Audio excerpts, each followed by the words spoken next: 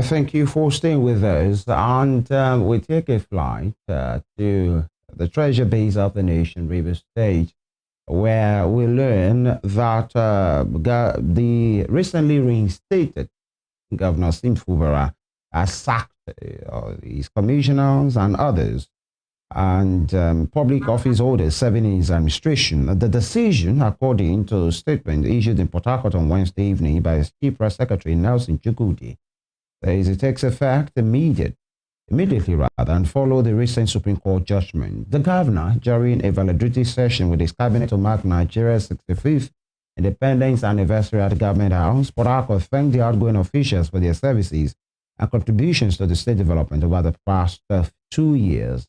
And in a statement that reads, in part, Rivers State Governor His Excellency Siminalayi Fubara thanked members of his cabinet for their services and contributions to the development, what they have done. And so he has relieved all the commissioners and public office holders affected by the recent Supreme Court judgment of their appointment with immediate effect. And many persons are wondering, what does that line mean? We asked someone, and not just about that, there have been calls actually from different stakeholders, Riverians and those outside Rivers, for the 6-month tenure of the retired Mr. Ibas to be probed, because that was 6 months that was unchecked, that he was all powers by himself based on circumstances of the state of emergency proclamation that removed Governor Siminalayi Fubara and installed him there. And he only worked at the instance of Mr. President. And he has many voted for him, in which he sat upon and administered. And we'll get into that shortly. We have a Riverian, that's the way they are called, people from River State, public affairs analyst or lawyer and Pan-Africanist as well, Chetam Thierry Nwala. He joins us virtually. Mr. Chetam, good morning. Good morning, and thank you for having me once again. Thank you. We understand your governor, Siminalayi Fubara, has relieved all commissioners and other public officers affected by the recent Supreme Court judgment of their appointment with immediate effect. You are a lawyer. Can you please make that line make sense?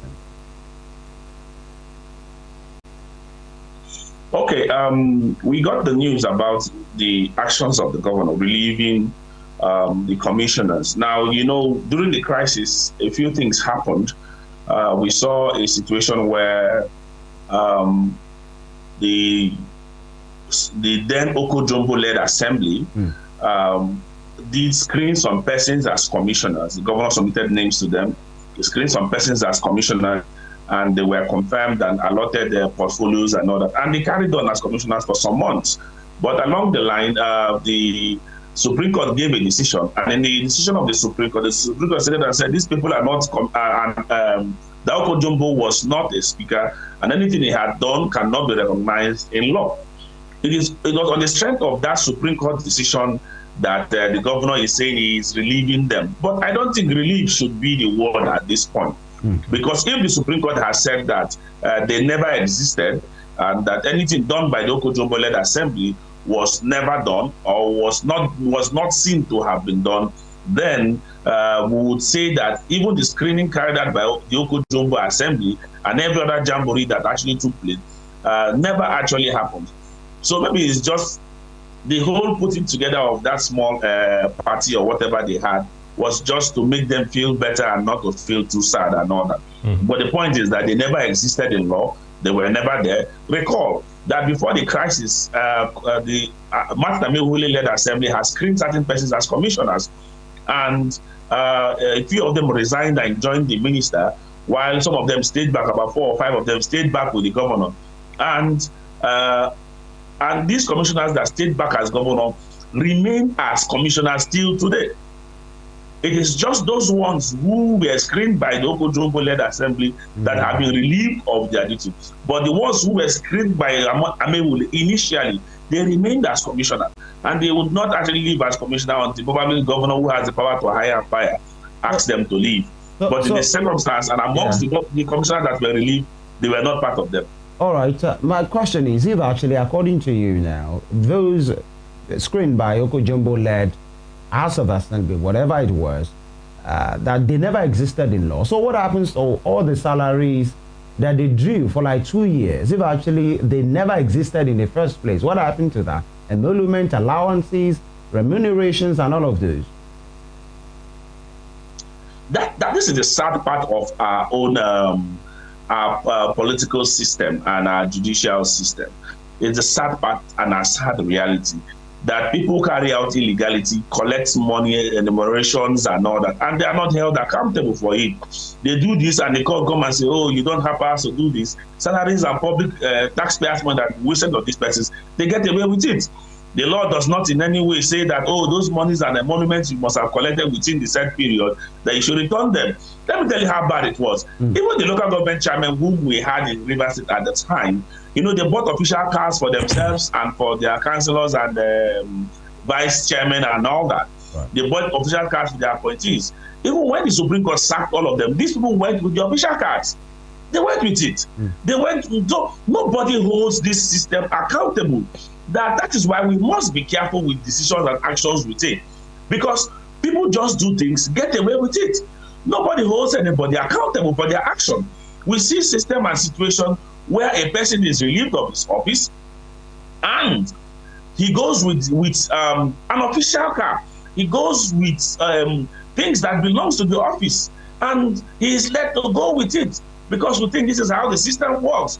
This has continued to bedevil whatever we're trying to do, the progress of our nation, because we spend money on the wrong set of persons. After spending that money, another set of persons come, when I say, oh, these are the right set of persons, they don't start spending on them. This is the problem we are having. And we need to deal with this particular problem because it's not making sense. We need to bring legislation to the point that to say, if you are leaving an office, although naturally, by a state, I have said this time and time again, that if you leave a position, and in that position you were given a car, you were given certain entitlements as official based on the office, and you live with that car, that you are a thief. You are a thief to have left with an official car. An official car is not a personal car. An official car is not a personal property. It is not your personal belonging. It belongs to the office, and you only got it because you occupied that office at the time. So if you live with an official car, then to my mind and to my thinking, and as it should be, you are a thief and should be arrested. But you see, the system we run is that people actually get away with these things and nothing is being done to them. They cruise around with things bought for our taxpayers' money, and they say, oh, it's a benefit of the office. It's a sad situation. We must bring a legislation or have a legislation to make sure that taxpayers' monies are returned or refunded in circumstances so people cannot be benefiting from illegality. All right, Barrister Nwala. From what you just said now, it seems we have so many thieves in Nigeria. If not returning official cars can be regarded as thefts, according to you, then of course there are so many, a lot of them can be regarded as thieves. I agree. All right. Now going back to the crux, going back to the crux of the matter, Barrister Nwala, from news reports we have coming from Rivers State, we understand that it is not just commissioners who were relieved of their duties, that it also affected, other public office holders like special advisors and special assistants. What do you have to say to that? That's number one. Number two, now that they've been relieved of their duties as a result of the Supreme Court's ruling, claiming that they weren't brought into office through the right processes, the question is the governor of Rivers State, Governor Siminalayi Fubara, is he now working in harmony with the House of Assembly? And does that mean he can actually re-nominate these commissioners who were relieved if they were truly loyal to him? So can he actually re-nominate them to be reconfirmed as commissioners in Rivers State? One of the problems we have right now is that we do not know the agreement the governor must have reached with the minister and the president. Like I've always said, that he was untwisted. He was made to agree to some of the terms that he agreed to, and we have seen some of them play out. That the local government election we have seen play out. We have seen the cabinet reshuffle now that is going on, and as well the sacking of the S's. And let me say this for purposes of education. Special advisors and special assistants to the governor do not need the the House of Assembly to veto, absolutely, or to screen and to ban. They are clearly at the discretion of the governor. So if the governor chooses to sack those persons and to make way for other appointments, if this was part of the arrangement, so be it for them, because they are politicians, and for them to have read that, some of us have also raised concerns about the future of the governor and as to whether this governor will come back as Governor Siminalayi Fubara or he's coming back as someone else. But we have also said that it is possible he's not coming back like the governor who left. There is a new person who has come back as governor. But this is a governor who is now more loyal to the president and loyal to the FCT minister. And they determine and decide what happens in Rivers State, because the president has posed himself as a lord and a dictator who feels that at any point in time he can wake up in the morning and declare a state of emergency in any state and nothing will happen. Of course, our judiciary has always turned a blind eye to it. By endorsing whatever the president has done. They behave like they are puppets of the president, which is quite unfortunate and which is actually sad. However, on this particular issue of the essay, I must tell you, it is at the discretion of the governor. He has said to relieve them of their duties, and probably, of course, he can come back and reappoint some of these persons and present them before the House of Assembly again. He will determine all that. There are some persons that must have worked with him and probably worked well and probably are still loyal to him. He may decide to bring them back again to work as commissioners, and the House of Assembly will get to approve them. They actually know what the arrangement they have had before the recall. When the House of Assembly was demanding that the governor brings a list of commissioners, of nominees, they said that as agreed. Nominee, yes. They said as agreed. In his statement, he said as agreed. So it simply means that for the speaker to have said that he should bring that list as agreed, there must be some level of agreement between the governor and these people. And it is that agreement that probably they are working on and they are dealing with. But you see, the problem I have in all these things playing out and happening in Rivers State is the fact that we are now a conquer state. It is the fact that what is happening in Rivers State is no longer leadership. There is no longer leadership by the dictates of the people. It is no longer leadership by what the people want and by how a society should be run. It is dictated by a dictator sitting somewhere, a godfather deciding for the people what should happen, who should become what, and how the state should run. Barrister Nwala, the governor came and said that. Yeah, Barrister Nwala, sorry to cut in right there. Can we truly say at this time, you're in Rivers State, can we say that the governor and the House of Assembly, they are truly working together, or what we have now is just a marriage of convenience of some sort? I think it's a marriage of convenience and not necessarily let's say, a lot of what has passed under the bridge during this crisis. Families were broken, friendship of young liaisons were broken, relationships were destroyed, and all that happened during this particular crisis. And I can tell you for free that what we have today between the governor, between political allies within the state, the ministers, supporters of the governor, it is just a marriage of convenience. It is not because the people are happy. They said there is peace. But we know that this peace we are seeing is not sustainable, that we're not really seeing what they have called peace. Today you hear them come, they are jabbing at this set of persons. Tomorrow another set of persons are being jabbed and all that. We have seen this continuously happen in the state. So there has been steady social media attacks between the governor's supporters and the minister's supporters. And these issues have continued and will continue because whatever peace that happened at the apex was never trickled down to these supporters. These supporters were left orphans. The local government chairmen that are being controlled by the minister, supporters of the governors are not being carried along by the administration.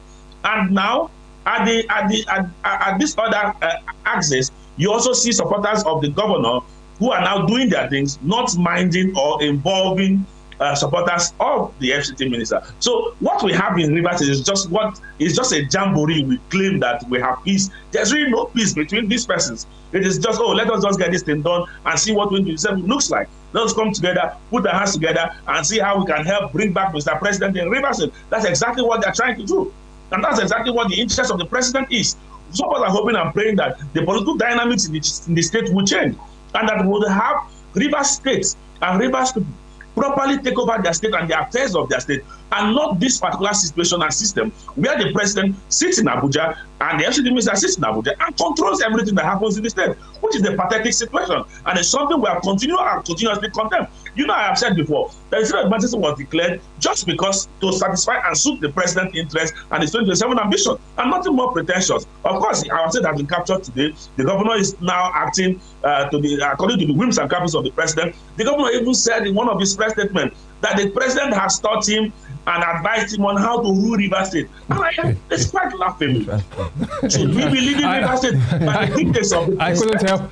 I couldn't help laughing. I'm so sorry about that. I couldn't help laughing. Interesting takes there. But Barrister, before we go, to other topics, one would say, two questions for me, that it was you people's problem. When I mean you, Rivers stakeholders, politicians, you took your matters to him in the first place. Didn't come to Rivers.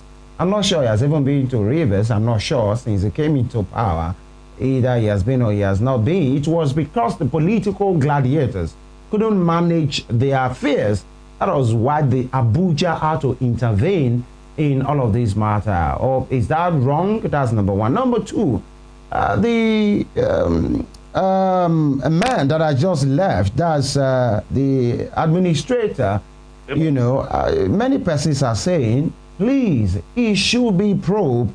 And the man, came into the saddle of power to say, I'm one of yours. I'm one of you. I remember I saw that video because he has an affiliation with River State who will do what is right in this place. And 6 months after, he's called himself to say he was brought in for stability and he has achieved that. The system has been normalized and now he is leaving. They even had a Thanksgiving, to that effect to say, I've done my work. And just after that, or even before he left, many persons are saying Vice Admiral Ibok-Ete Ibas, retired, should be probed. But the man said it was the president who brought him to stabilize. He has done his work. So when monies were spent, decisions were made, appointments were stopped, other appointments were made. 6 months after, the man said, I've done my job. People are saying he should be probed. It was the president who appointed him. Why should he be probed?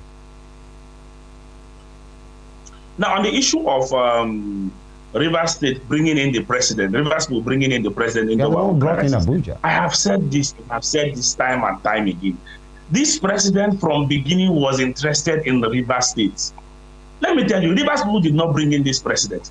This president was interested in the River State. Let me give you why I said so. And he's not bad. He's that bad.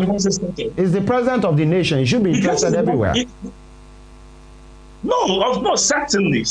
No, what I mean interested, he was interested in taking over River State and being in control like he is right now, in holding down the governor and telling the governor what to do, dictating for the governor. He wants River State to be like Lagos State, where he will sit down, determine everything that will happen. That's exactly what the president wants. Those are your words. Likely he has achieved it with what they have done to the governor. He has achieved it.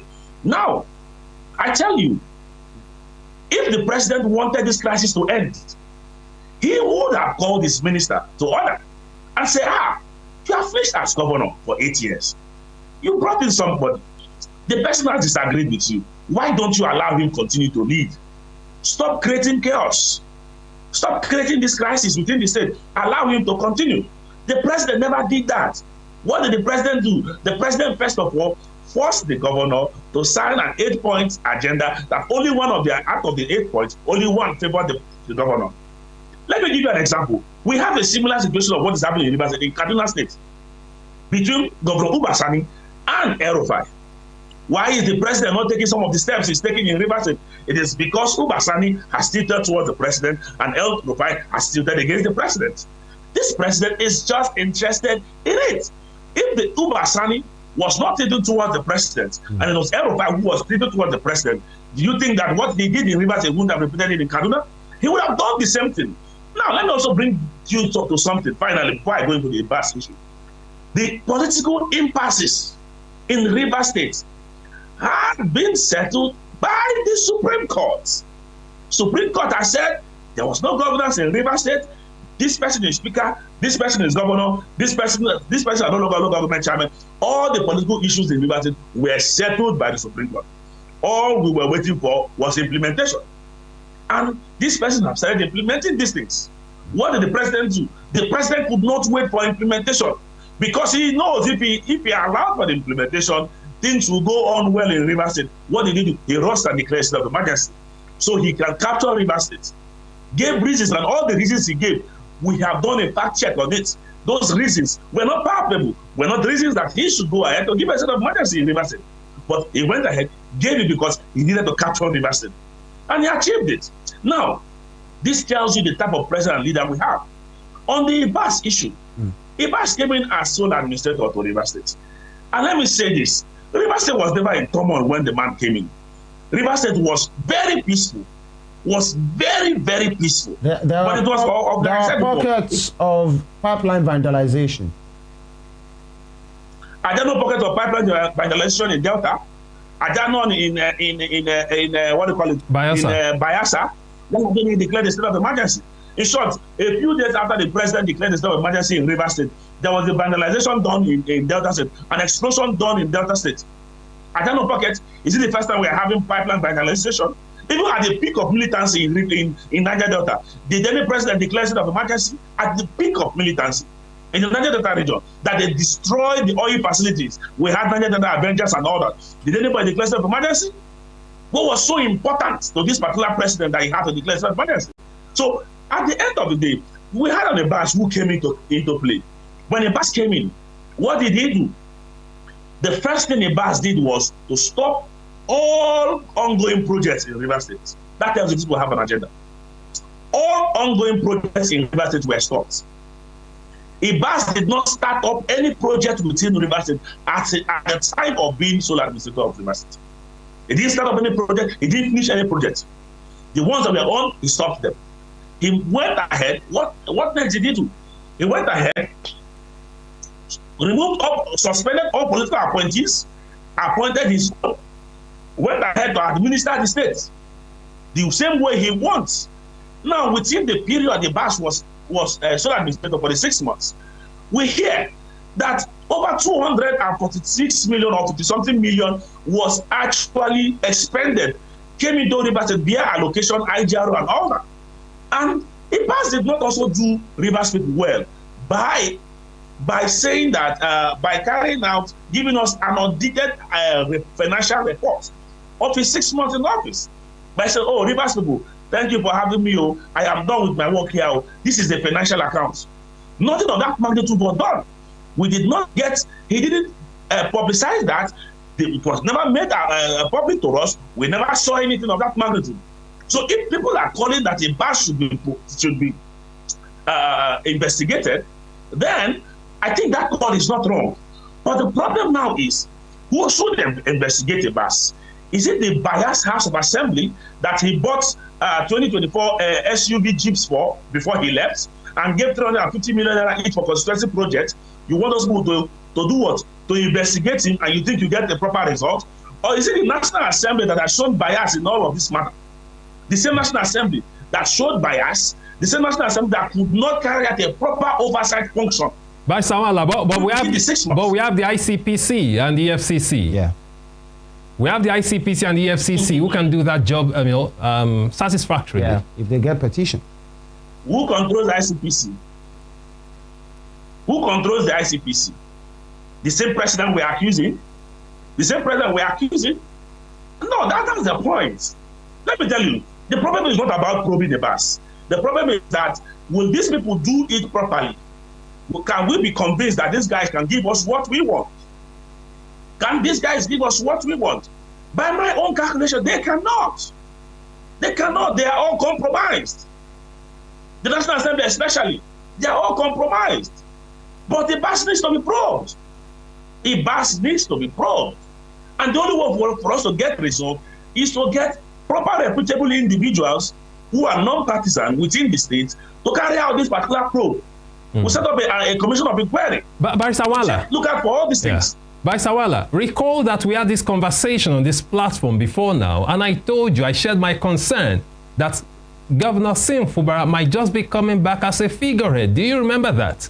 Now that he's back, do you really think Governor Fubara has the free hand to function as executive governor of Rivers State at this time? No. Governor Sim does not have the free hand to function. We all know that for sure now. We all know that for sure. So for somebody who probably said that the president has taught him how to lead the Rivers State. That means before now he didn't know how to lead the Rivers State. So the president is the one now teaching him how to. So if somebody has to be teaching you how to lead the Rivers State, it simply means that there is for every 10 seconds you actually run to him. We've seen that recently he has been frequenting the Assault Villa, probably to take tutorials, ruling lesson, governance lesson from Mr. President. That's exactly what is happening.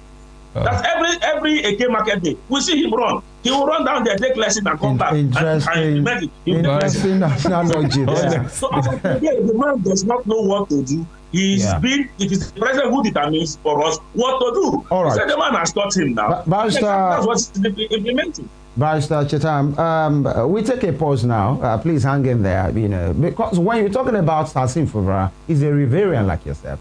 Minister Wike is from Rivers like yourself. All of the other stakeholders, they are Rivers, indigene like yourself, and all of them have been saying they want the best. They want the best. They want the peace. So the question now is, who doesn't want the best for this same Rivers State? But then we have to talk about other things. Please hang in there. We take a quick break. When we return, the presidency have said they listed 12 things that, they've been able to achieve so far under the administration of the president, Bola Ahmed Tinubu. When we come back from this break, we'll look into that. 12 gains, that's what they call it, of Tinubu's economic reform. And you're allowed to be part of the conversation as well. Tell us where you are feeling it, if actually they are up to 12, and the implications on these 12 on the well-being of Nigerians. Stay with us.